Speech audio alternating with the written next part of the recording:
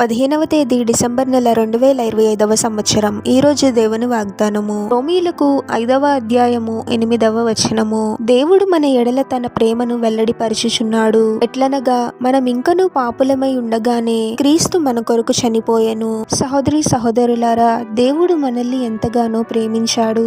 పాపము వలన వచ్చే జీతము మరణము. ఆ మరణం నుండి మనల్ని రక్షించడానికి దేవుడే శరీరధారి అయి యేసుగా భూమి మీద జన్మించాడు. మన కోసము ఎన్నో శ్రమలను అనుభవించి శిల్వ మరణాన్ని పొందాడు. ప్రభువు కేవలం మాటలలో మనల్ని ప్రేమిస్తున్నాడు అని చెప్పడం కాదు, కానీ ఆ ప్రేమను క్రియ రూపంలో కనపరిచాడు. దానికి సాక్ష్యమే శిలువ.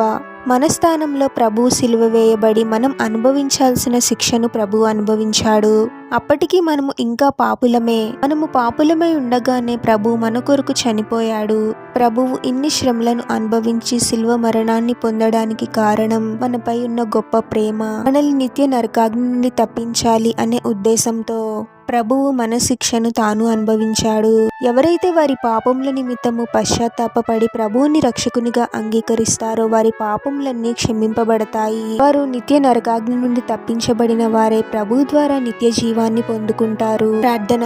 పరిశుద్ధుడగు ప్రభువా, మీ పరిశుద్ధమైన నామమునకు తరతరములు యుగయుగములు మహిమ కలుగును గాక.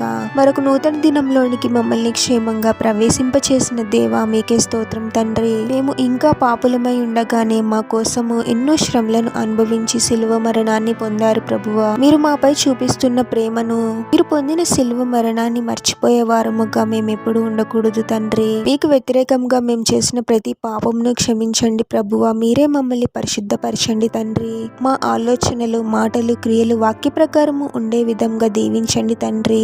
మాపై మీకున్న గొప్ప ప్రేమను గుర్తిస్తూ మా జీవితకాలం అంతయు మీకు లోబడి జీవించే వారముగా మమ్మల్ని దీవించమని ఈ ప్రార్థనలో ఏకీభవిస్తున్న ప్రతి ఒక్కరిని పేరు పేరున దీవించి ఆశీర్వదించి అభిషేకించమని, వారు చేసే ప్రతి పనిలో మీరే వారికి తోడుగా ఉండి వారిని అన్ని కీడుల నుండి, అపాయాల నుండి మీరే వారిని రక్షించమని ఈ మా మనవులన్నీ యేసుక్రీస్తు వారి పరిశుద్ధ నామంలో అడిగి వేడుకొనుచున్నాము తండ్రి. ఆమెన్.